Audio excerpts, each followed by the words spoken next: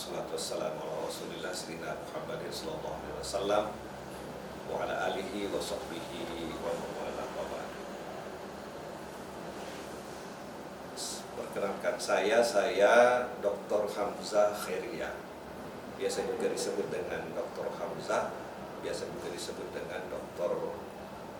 Hamzah Hasan Khairiyah. Jabatan saya sekarang ini adalah Rektor Institut Agama Islam Negeri Sorong atau IAIN Sorong. Kalau teman-teman semua mencari Sorong itu ada di mana? Sorong itu ada di Pulau Papua. Sekarang ini ada provinsi baru namanya Provinsi Papua Barat Daya. Nah, materi kita hari ini dalam pertemuan kedua adalah kita akan membahas komponen kepemimpinan transformatif. Nah, tentu saja teman-teman, sahabat-sahabat para peserta yang terhormat, kita akan membahas ini dari sisi komponennya. Nah, komponen yang pertama adalah kita akan melihat dari sisi mindset kepemimpinan. Nah, yang pertama adalah kita harus konsistensi. Nah, konsistensi ini yang harus dimiliki oleh seorang pemimpin adalah ada komitmen. Dalam istilah agama ada istiqomah. Nah, komitmen. Jadi dia punya kemampuan, dia punya keinginan, dan dia mau melakukan, itu namanya komitmen. Keinginan besar ini tidak hanya dilakukan sebentar atau sesaat, tetapi itu mengalir dalam dirinya, komitmen bahwa dia sangat besar memperbaiki lembaga atau organisasi di mana mereka berada. Ada komitmen, ada kemauan besar melakukan perbaikan. Amanah ini sesuai dengan tugas yang diberikan. Nah, harus dijalankan. Sebagai umat beragama, kita harus mengatakan bahwa ada dua malaikat yang mengawal kita. Nah, malaikat ini yang mengawasi perilaku kita. Kita juga mengatakan bahwa ada makhluk lain yang sering mengganggu kita. Dalam agama itu memang diberi tugas dan fungsi mengganggu manusia yang dalam istilah agama disebut dengan setan. Nah, kadang-kadang ini setan itu banyak temannya yang berbentuk manusia. Nah, ini yang kadang-kadang mempengaruhi kita dalam menjalankan tugas sehingga kita keluar daripada koridor yang disebut dengan amanah. Yang ketiga adalah tanggung jawab. Kita harus bertanggung jawab. Pimpinan itu harus bertanggung jawab terhadap bawahannya.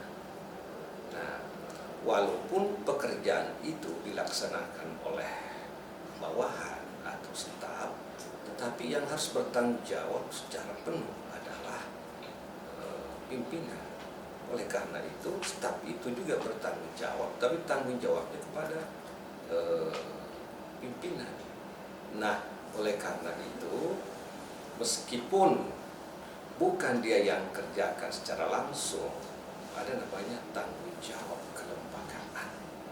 Pimpinan tertinggi dia harus bertanggung jawab. Nah, oleh karena itu ini menjadi penting. Bertanggung jawab itu artinya kita harus pasang badan.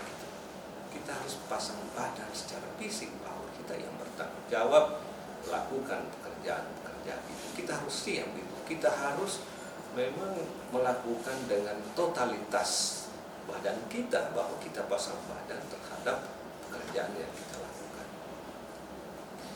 Yang berikut, teman-teman peserta yang terhormat, yang saya banggakan adalah inovasi.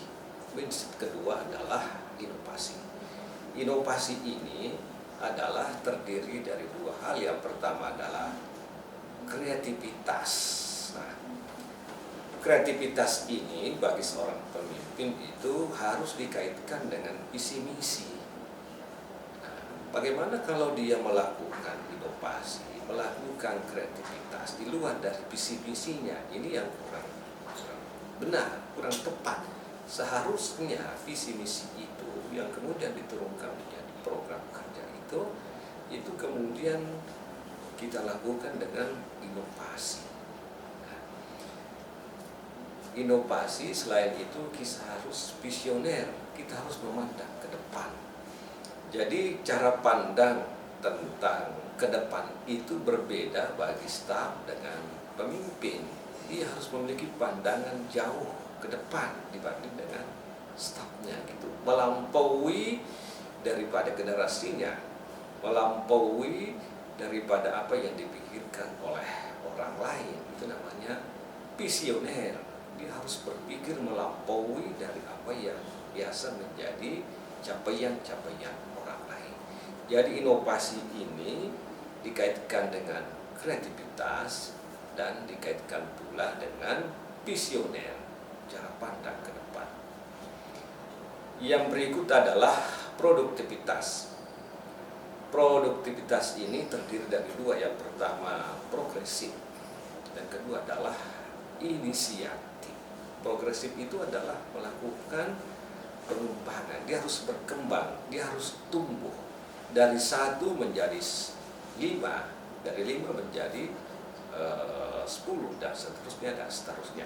Jangan turun ke bawah, dia harus tumbuh. Jadi grafiknya itu dia harus naik ke atas, ya, itu berkembang.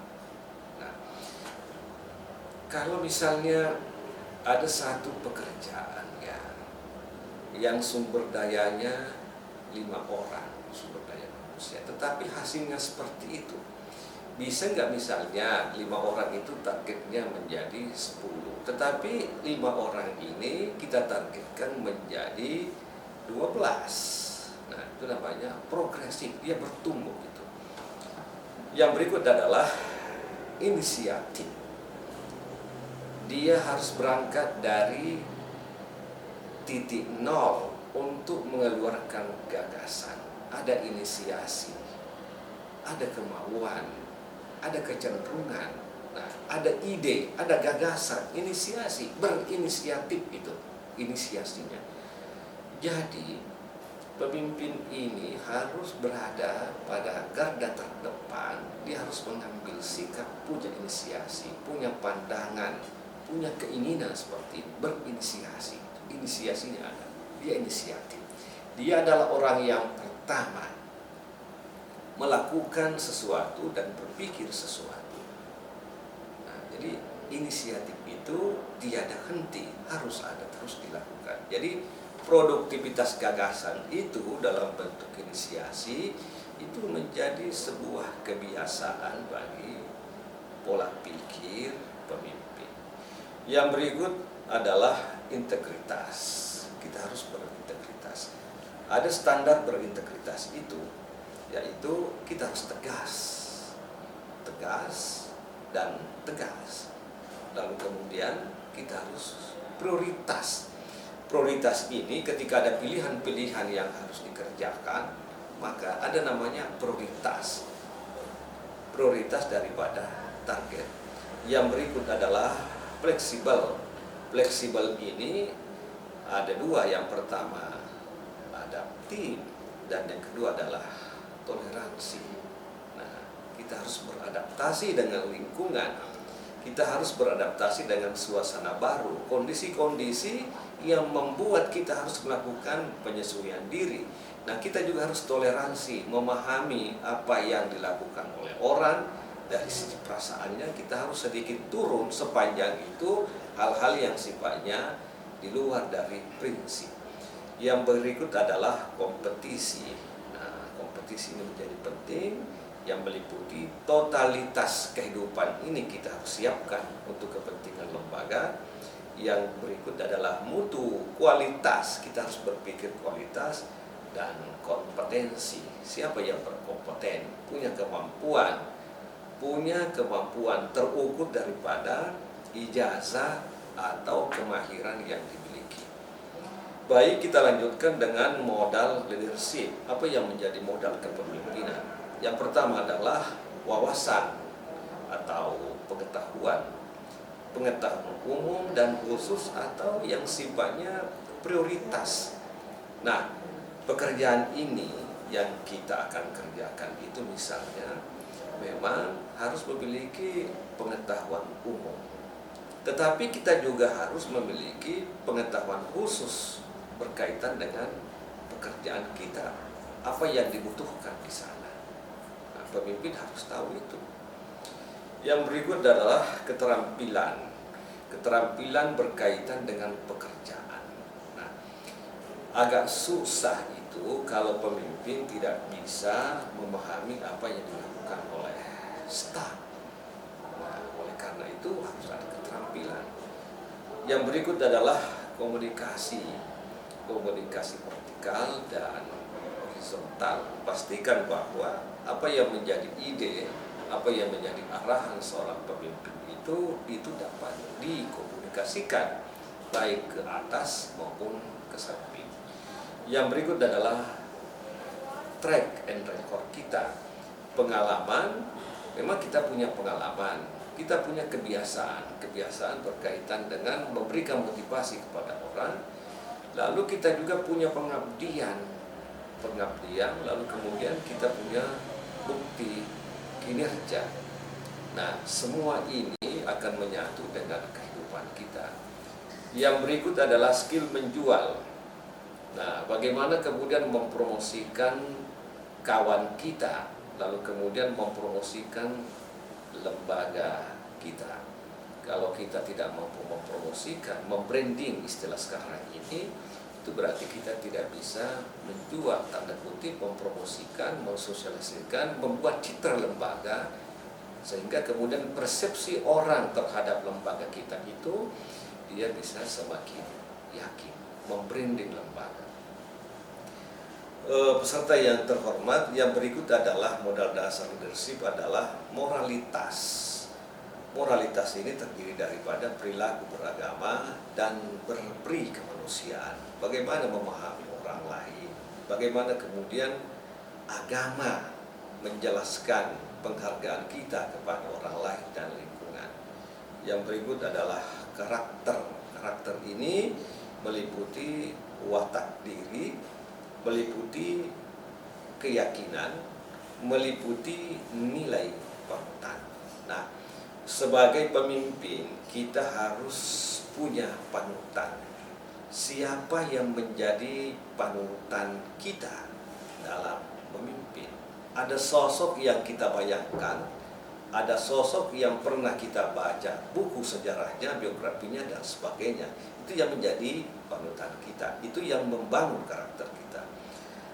Yang berikut adalah strategis. Pengambilan keputusan itu harus dibangun secara strategis. Apa itu strategis?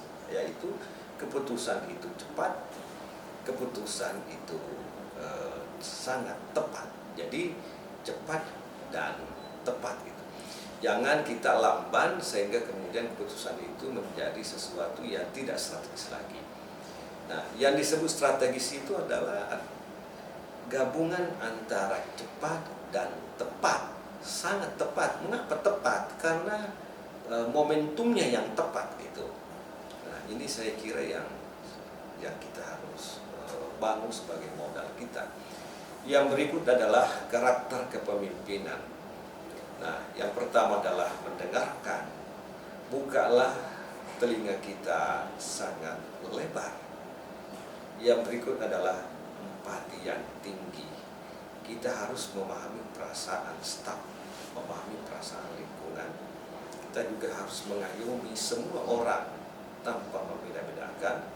Kita juga harus membangun kesadaran bersama, kesadaran kolektif atas nama lembaga, bukan kesadaran individual, tetapi kesadaran tim, kesadaran lembaga.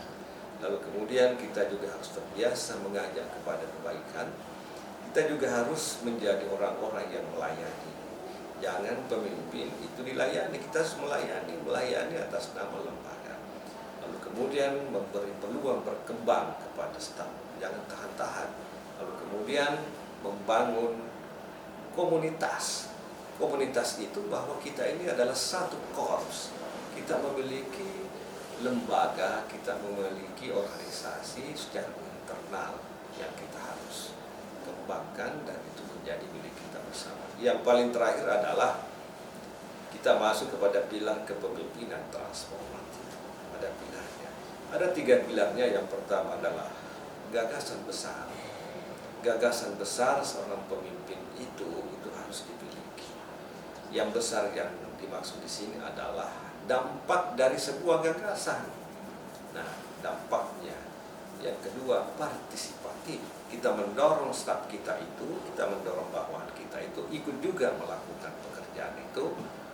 Yang ketiga adalah berbasis nilai-nilai kebaikan yang menjadi standar kita semua. Saya kira itu yang kita akan sampaikan hari ini sebagai komponen kepemimpinan transformatif. Demikian, terima kasih. Assalamualaikum warahmatullahi wabarakatuh.